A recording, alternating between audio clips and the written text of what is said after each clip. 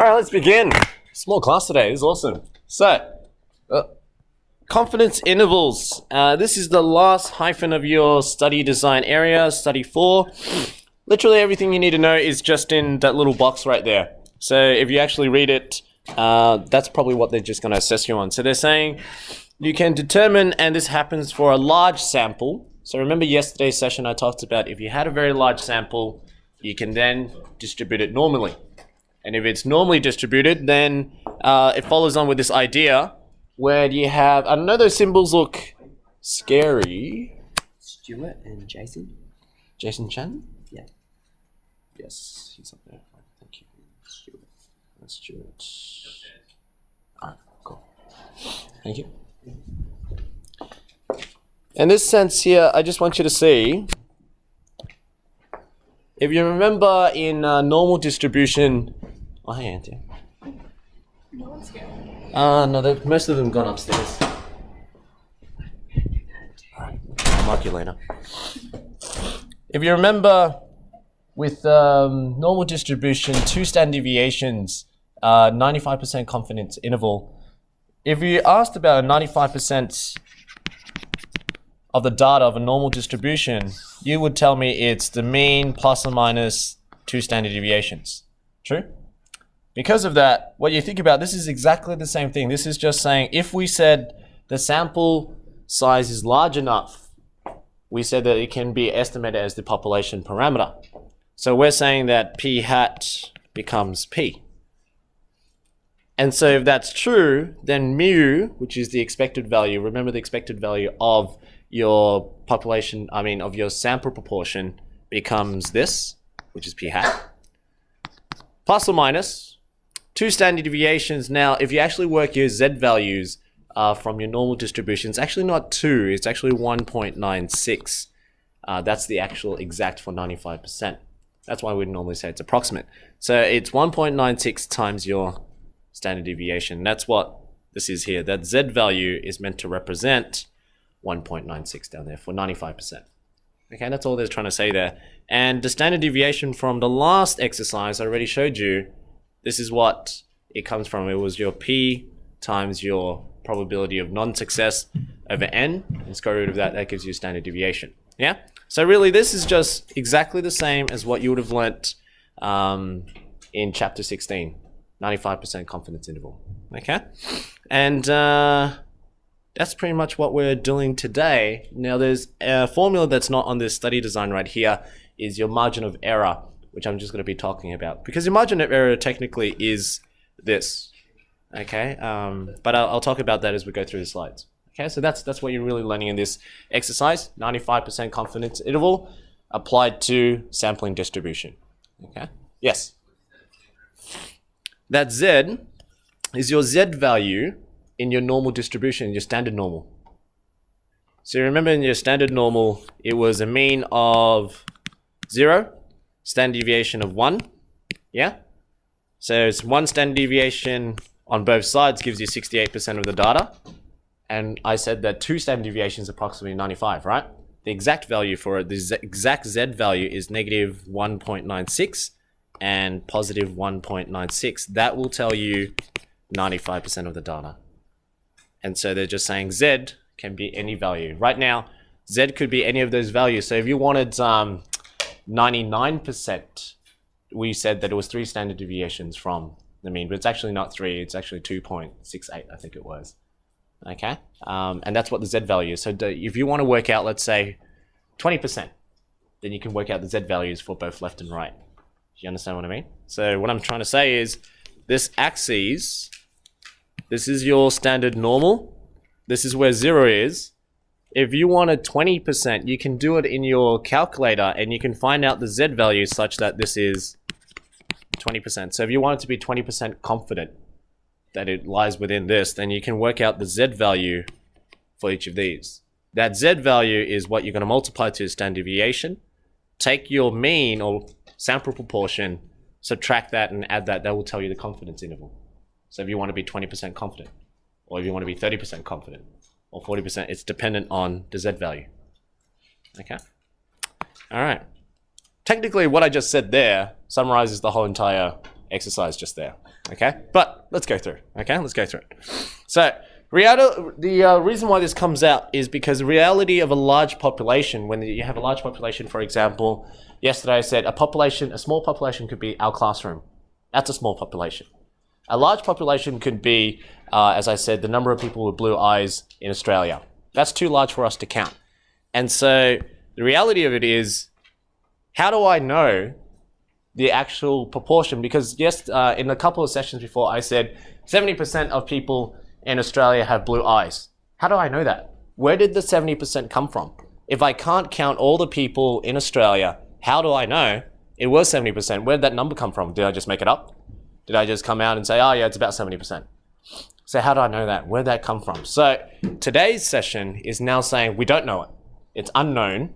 We don't know what that value is. But what we can do is we can get a sample. We can get a sample. So I can get in this classroom here and I say, put up your hands if you have blue eyes. And okay, we got 1, 2, 3, 4. All right, 4 people. I don't know how many have left already. Let's just say half of you left. So let's say I got 30 and that's 4 out of 30. This is my sample proportion. Now, even though that is not the population, I might be able to infer something out of it. That's the reality of it. I can say something about my sample. Now, obviously, the more samples I take, there is some sort of range. There's a range where I can say, oh yeah, maybe the population is within a certain point. Now, remember I said if the population is large enough, I can try to estimate. I can estimate what the if it's large enough, I can then say it's normally distributed. Okay, so if sample size is large enough, or if the number of samples I have is large enough, if I pick enough people or do enough groups, I can say it's normally distributed. And so from here, we can then use that understanding where we're saying, all we're going to do is we're going to use the sample proportion to infer, or at least tell us, what is the population proportion. That's our goal. Our goal is to find out what is that p-value. Okay? Now, just in terms of definition terminologies, this is in your textbook. The value of the sample proportion can be the estimate. When we estimate it to be the population proportion, we call that the point estimate. Okay? Or another way of thinking about it is they also call it the sample estimate.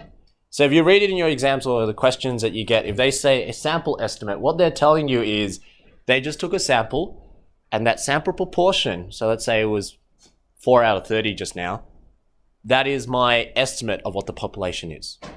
Okay? That's what a sample estimate is. We're using a sample to estimate what the population could be. Okay? But obviously we could be wrong because we don't know if it's actually 4 out of 30. For all I know, it could be 50-50. Okay? So, and this example here, I said, if we select a random sample of 20 Australian primary school children and find that the proportion who use social media is 0.7. So it's sort of like what I was saying here. If I just chose a sample here out of 30 and 4 of you had blue eyes, then I'd say my proportion is 4 out of 30. In their case, it was 7 out of 100 or 70% of 20. I don't know what that is. 14, I think it is. Yeah? Okay, so 14 out of 20 had primary school children. Wait. Yeah. Who use social media. And so now, as an estimate, it's only an estimate. We don't actually know what the real value of the population is, but we're using an estimate that is called, again, a sample estimate, a point estimate of P. Just in case it comes in the exam, if they're using those terms, you know what they mean. Okay? Now, once we know that, confidence interval, as I said, or another term for it is interval estimate. So if they mention interval estimate or if they say confidence interval, it means the same thing. It just means I want to know a range where I'm confident that, you know, the population parameter has to be somewhere in here. Has to be somewhere between this. It's not far-fetched. It's between these 2 points or these intervals. It has to be somewhere there. Okay? So now, whilst it is nice to infer, it is risky to just use one sample proportion. So if I just took a group of you right now and I said it was 4 out of 30, I'm like, yeah, that's it. That is my population parameter. That's quite risky because either it is true or it's very likely that it isn't. It might be close or it might be very far. I have no idea. Okay, 4 out of 30, is that really a good proportion, or is that a good probability to say that, yeah, about 4 out of 30 in Australia, you'll have, that's the probability of getting blue eyes. That's probably not true. Okay, and that's why we're saying here that choosing one sample is not good enough. That's why we need an interval. We're saying like maybe if I chose another group, maybe I have a different proportion. Again, each proportion has a different interval for it, how confident we are that this is true. Okay? Now, that interval, this slide is just to say that the interval estimate is the same thing as confidence interval. Now, remember I just said before in that first slide on the study design, I said if the population's large enough, or if the sample size is large enough, or if you have a large number of samples, then you can estimate it to be normally distributed. If it's normally distributed, then you know these properties here. You know the mean is P, okay? Where P is the population parameter, the estimated. We expect that the sample proportion to be equivalent to the population parameter, okay? And the standard deviation is given by these values. That's only when it's normally distributed, and that's what we assume, okay? We don't actually know if that's true. This is not a true value when we say mean is that. We're only estimating that. And this is where the assumption comes in. Okay, and I'm going to go through the next few slides and you'll see where I put the assumption in. Yeah.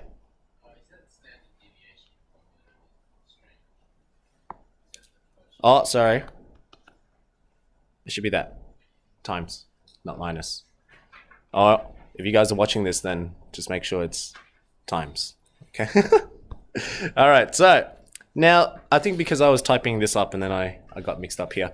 But the reason why I'm emphasizing this, why it's normally distributed, and where the formula comes from as well for the confidence interval is right here. Remember, to calculate the standard deviation or standard Z values for standard normal, we know that Z equals to X minus mu on standard deviation. Yeah, that was the transformation to translate any normally distributed function to a standard normal. That's the translation for it. Yeah? So, I know you're not required for this, but I'm just showing you where it comes from. This idea, we're saying, all right, well, that means standard deviation is P minus 1. Oh, God. That's times. Okay, that's times 1 minus P. Oh, no, wait.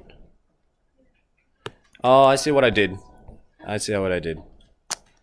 This is wrong here. That should have been times. And over here, where's that right? That's times. Whoops. That is times. Oh my God. All right. Again, just to make sure, again, this is times. I'm going to write here times. Okay, not subtract. All right. We know that the Z values, so this is what we know. We know this is standard deviation from your previous exercise. We know that this is your mu expected value from your previous exercise if it's normally distributed. And that only happens when you have a large population. This is your Z value from chapter 16, standard normal. You would have said, as I just said right now, Z equals to X minus mu over standard deviation. If that's true, well, remember, what is X? X is your variable. But in our case, we're dealing with sample proportion. So sample proportion is now our x-axis. So that's why this is your p hat. That's your sample proportion. We're measuring by sample proportion, not x values anymore. Okay? Our mean, which we knew was p, or expected value was p. Our standard deviation, which is what we knew before, and we just sub it all in, and you get this formula here, where it starts off z equals to p hat minus p all over root of p times 1 minus p on n, right? Now, we know that from the standard normal from chapter 16 that 95% of the data comes from negative 1.96 to 1.96. So that's what I was talking about before. I was saying if this is your standard normal, mean of 0, negative 1.96 to 1.96. The area under this curve is the probability. That is a 95%. And that's what this is saying right here. Okay? So if that is true, then Z, I can replace Z with the sampling distribution because I'm trying to apply confidence interval in a sampling distribution problem. So if I do that, this is what I get. Okay? So I'm just putting that in. You rearrange that and simplify. So you rearrange that and get P. then this is where your formula comes from the first page. You get this, where you get the interval p hat minus 1.96 square root of p times that. So this is your standard deviation, that's your 1.96, that's your z value, and that's your sample estimate. Okay, so if you can see sample estimate minus 2 standard deviations or sample estimate add 2 standard deviations, that is going to give you 95% confident. Okay, that's all it's telling you there. The only one thing that you had to assume here is what I wrote in this box.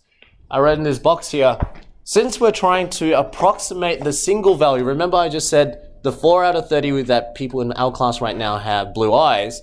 I'm trying to use this single value and I want to estimate it for the population proportion, right? So because we're trying to estimate that, we're now saying that means the standard deviation of your sample proportion, we're saying that we're estimating it. So we're just going to say, all right, p hat is p. Because that's what we're doing, we're assuming that. Okay, that's the assumption. That's where I was saying before that we're trying to assume, we're making this estimate. That's why it's called a sample estimate. We're estimating that the sample proportion is your population parameter. And so because of that, this lends itself to this formula. And all they changed was this. So if I just subtly show you again, just in case you didn't realize, see that p right there, that's a population parameter. Notice the formula that you're using is the sample estimate. See that? That's the little key difference. Okay, yep. Yes, that's what I'm saying. So the 4 out of 30 blue eyes that I said before, I want to find the 95% confidence interval. So where would it lie? Now, I could find that this 95% confidence interval is like whacked. It could be really wide. It might be between, I don't know, like 2% to 98%. It's a very wide confidence interval, which is not good. We want the confidence interval to be as small as possible.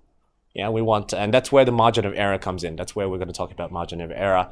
We don't want to say, it's like saying, if you came up to me, hypothetically, if you came up to me and you said, so what do you think that my study score is going to be at the end of the year for methods? And I said, oh yeah, I reckon you'll get a 50 with a plus or minus of, maybe about 30. Now that doesn't help you, you see, like you'll be like, yeah, that's not really a great guess, is it, sir? It's like, no, but I'm 95% confident that you're going to get a 50 plus or minus 30. So you can either range between 20 to 80, somewhere there. It's like if I'll say that, yeah, I'm 95% sure that you're going to get it. Yeah, I might be right. You might range between 20 to 80. But how's that useful? There's no point of me saying that. Even though it's the 1 point, that one sample proportion means nothing. We want to find one where the margin of error is small. The margin of error is determined by your confidence interval. Okay, so we want that bracket, that width of your confidence interval to be as small as possible. That's what we want. And that's why I think in this exercise, it's going to be interesting is I think that they want you to then calculate how do you make margin of error small. Okay, that's what I believe they're going to try to get you to do. Okay, which I'll talk about as we get there, but hopefully we're getting an idea of what the purpose of this confidence interval is about. Okay, now this is one of the questions you asked me in the last lesson, Roberto, and I just thought it was in the textbook again, so I thought I'd mention it again. I don't know if it's going to come up in the exam, but I thought it might be a nice property to know. It says, in order to use this rule, which is this one, to calculate the confidence interval, the criteria for the normal approximation, which is binomial distribution applied, we need to know that n times p, which remember that's your expected value, and n times 1 minus p has to be greater than 5. Now, I don't know why that's a rule of thumb. Okay, but I just thought, since they mentioned it twice in 2 exercises, I thought I'll just let you guys know again. Okay, so I don't know why. It's there though. Okay, yeah. Yeah, which I never really looked into from chapter 14. It was from chapter 14. Wait, is it chapter 14? Chapter 16, sorry. When you did the approximation, I didn't really look at it. I'm pretty sure. Do you remember in the last slide I showed you where I showed you the distribution for binomial was like this. If n was 10, and then I increase n to be 20, and then 50, and then 100. And what happens was we saw the distribution was approximately normal. And I think from that, they had this idea that it's generally approximately normal as a rule of thumb when it's greater than 5. That's what I think they're saying. Okay, so if you took the number of trials you do times the probability, and it's greater than, and the number of trials times the not getting what you want is greater than 5, as a rule of thumb, that's generally normally distributed. That's what they're sort of saying. So I'm guessing it's from experience by just applying, like if you had 0.8 and you only did 10 trials, then that's 8, which is great. But then if you did 0.8 and you only did 1 trial, well then that's pointless. You see, or if you did 3 trials, it's still pointless. So what they're trying to say is, if for it to be normally distributed, or as a rule of thumb, it seems that it's, you know, if you got NP, it's greater than 5, and that's what the property is. So I don't know how relevant or how important that is, but if they mention it twice, I just thought it might be important to tell you guys too. Okay. All right. Now let's take an example just so that we can work with this. So find an approximate 95% confidence interval for the proportion P of primary school children in Australia who regularly use social media. And we know that the sample proportion is 0.7, where you choose a sample of 20. Okay, so from there we can say that n is 20. Whoops. N is 20. So we can say here n is 20 and sample proportion is 0.7. Then as we knew from the formula, we're saying, all right, that's your standard deviation. We can just find out the standard deviation, which we have here. That's your sample estimate. And this is your not getting your sample estimate. And this is your n value. Okay, so n20. If you calculate that, that just tells you your values for your standard deviation. So to work out your 95% confidence interval, it's just what we're using here. That's your sample estimate minus 1.96 times your standard deviation. And then your sample estimate plus 1.96 times your standard deviation. So what you can see there is just mu plus, that's your z value times standard deviation. That's all it is. And why is z 1.96 is because we wanted 95%. So if you wanted to change that to 30%, 35%, you just need to find out what that z value is from your normal distribution. So inverse normal will tell you that. So if you use inverse normal, you can find out your z values for it. So if you remember, for inverse normal, it always calculates from left to right. So if I want 20%, if I want this to be 20%, right? That means on adding both areas here has to be 80. So that means this is 40% and that's 40%. So if you want to work out your z value, you would have done inverse normal, and you know the area is 0.4. You know the standard normal mean is 0, standard deviation is 1, and I'll tell you your z value. Yeah, so you got your z value, and then you can just apply the z value here, and that will tell you your 40% confidence interval. Okay, if that makes sense. So that's all you're doing. It's just in general, we don't want 40% confident, we want 95 and above, right? Okay, but that's how you would do it for in general. Which is nice because I just pretty much summarized the last formula you need to know. Part of this exercise is last formula, okay? All right, let's go. So let's move on. Moving on to this idea, just to reiterate what the confidence interval is, just so that you have a ground understanding of what it really is. We're saying that out of the 20, so remember I said there was 20, sample of 20. What I'm saying is, for every one of them, if I picked out a group of 20, group of 20, group of 20, group of 20, 20 times, and I did the confidence interval for each one with a different sample estimate. See, this is a different sample estimate, that's a different sample estimate, that's a different sample estimate. These are different confidence intervals for each one. When we say 95%, we're sure that the population parameter is there. What we're saying is this is the population parameter. That vertical line is your population parameter. That's the real one. We're saying that 95% of the time we'll get it right. That it will lie within that interval, that our interval will have it in it. And so they were just showing that if you notice there's only one out of that 20. So out of 19, 19 out of 20 is about 95%. That's all they're saying. So when you say 95%, you're saying there's that 5% chance that your interval doesn't actually include your population parameter. That's why you never actually know. It's always unknown. You don't know what the population parameter is. You're just 95% confident. Okay, and that's what it means. Yeah? Cool? All right. Well, now, using a calculator. For those who want to learn how to use a calculator, it's on your textbook as well, but here we go. This is how you use a calculator, and I just thought I'd break it down on this slide here for you to see. So you go to menu in your calculator page. Okay, so not a graphing page. Go to your calculator page, and you go to menu, statistics. There's a confidence intervals area. Now we use one prop Z interval. And the reason why is because you're using one sample statistic value, and that sample statistic is based on what you're looking at, what you're observing, out of the number of people that you have. So in my case before, I had 4 out of 30 people. So X would have been 4 and N would have been 30. So if I wanted to find the confidence interval for that, I can type this in and I would have told you how confident I am with that random example I gave you in class. I said there was roughly 30 people here. 4 of you put up your hand for having blue eyes. This will calculate the 95% confidence I would have in the population parameter being true. Okay? Yes? Why do I need to give standard deviation? Because they calculate it. Yeah. So, they calculate it all for you. Like all the steps you would have done, they would have calculated for you here. Okay? So, what does this page come up? If you do that, what does this all mean? This is your confidence interval right here. That's your lower confidence interval and that's your upper confidence interval. So you're just saying it's between 0.43 to 0.51. Okay?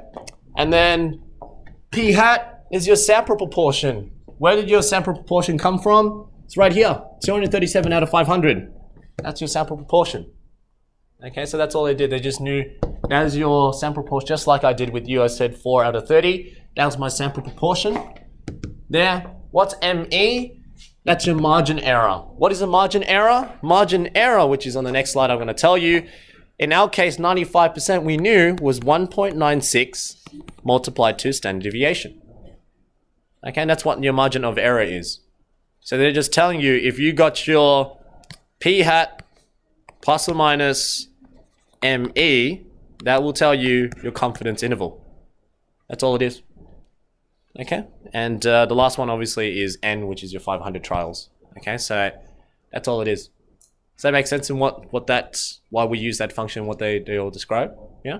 All right, cool. So that's how you use a calculator. So if you want to do the example I just did where I said 4 of you out of the 30, you can find the confidence interval based on that. Okay? Now we're going to talk about precision and margin of error.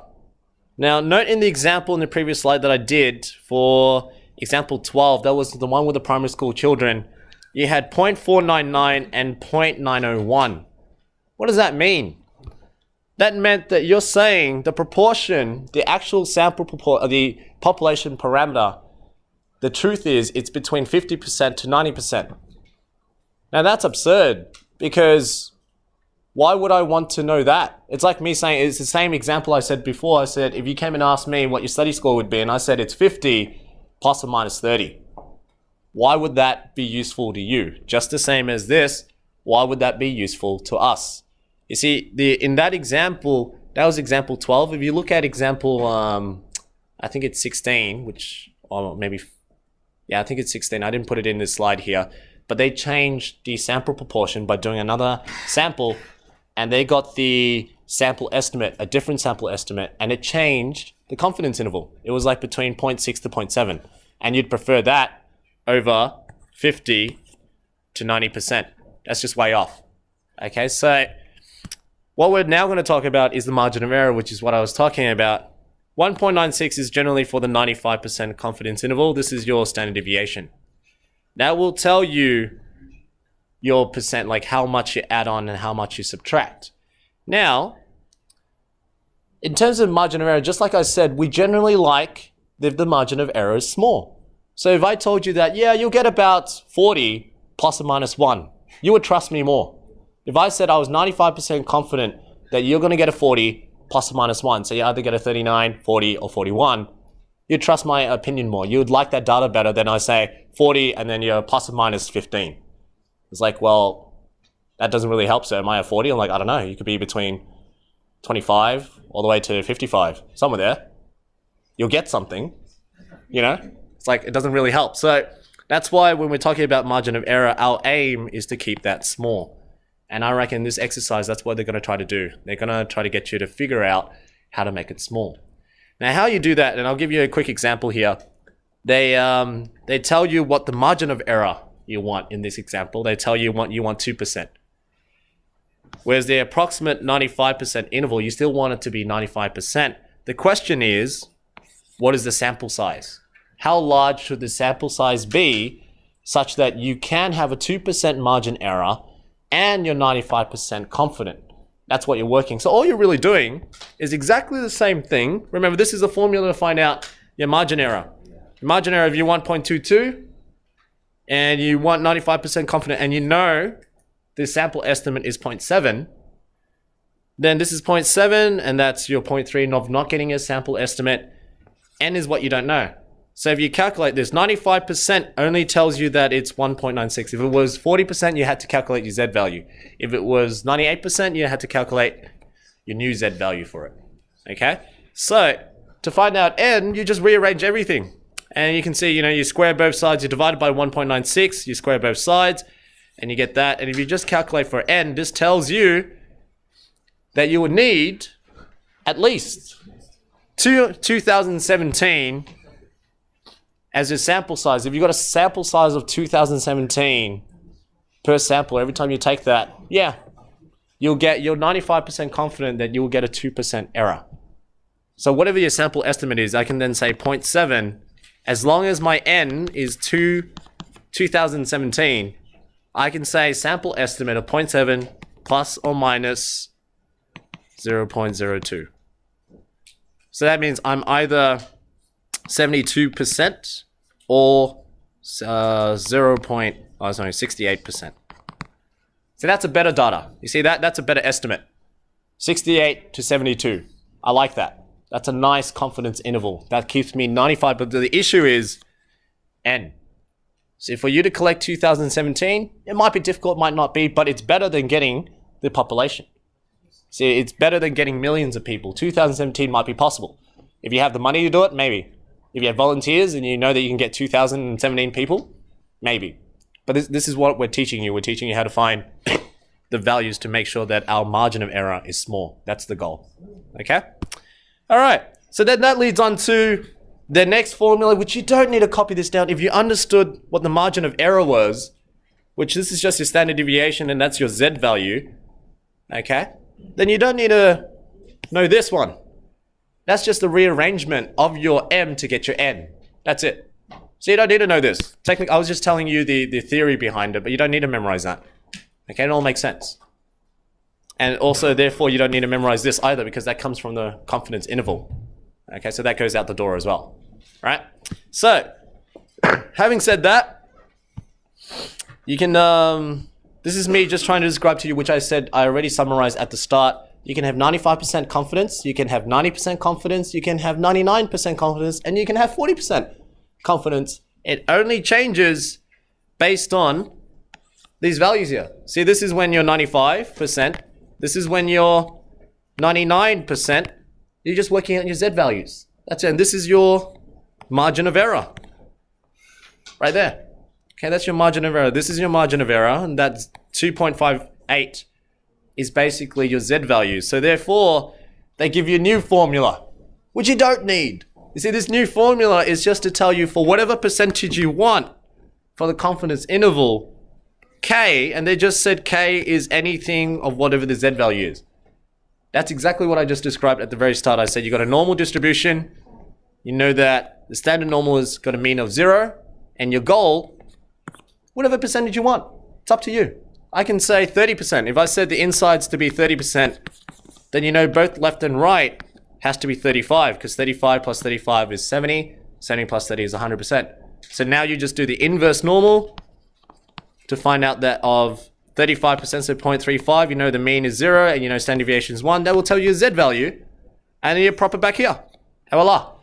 you get your whatever percent, 30% confidence interval. Okay, so you don't need to memorize this formula. You don't need it. You just go back to the understanding of your sample estimate plus or minus a z times your standard deviation. That is literally all I needed to teach you in this exercise. Okay? And if you understand everything I just said, that's it. So even though the summary for this, actually I'll just quickly jump forward.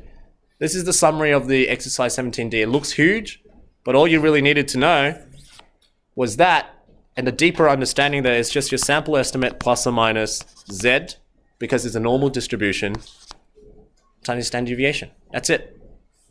That's all you have to understand. Okay? So all this, literally, you can just scrap all that out. You don't need that. But if you want to memorize, yeah, fair call. Memorize all those formulas there. Okay? But that's your example there. That's from your, if you want to practice that example, they're just showing you what it looks like and how to answer that question. But that is the concept that I need to teach, and that's the last thing I need to teach for sampling distribution. Cool? All right. Excellent. I'm done with all of you. You're all set free now. Well, I'm free at least. You're all still stuck for the next couple of months. Yeah. Thank you. I'm done. I'm gonna... Yeah. It's good. I hope I don't see you for a while. Thank you. I appreciate it. Thank you.